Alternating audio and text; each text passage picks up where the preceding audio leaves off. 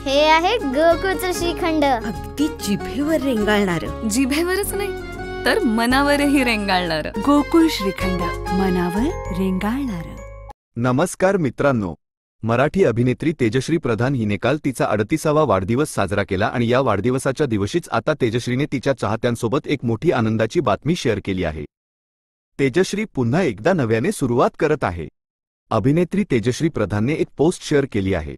या पोस्टमध्ये तिने एक फोटो शेअर केला आहे.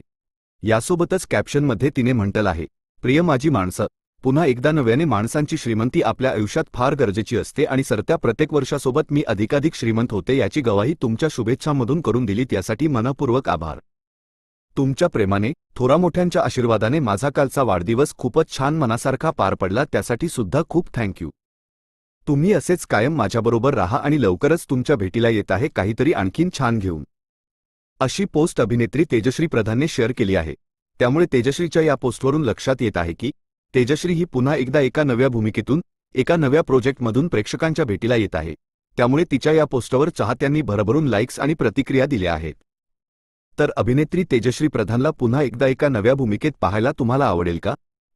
कमेंट करून नक्की सांगा. धन्यवाद.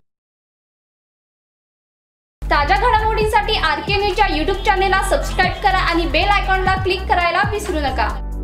आ आ आई, येस. ब ब बदक. क क कणीदार. ख ख खमंग. ग ग गोकुळ तू.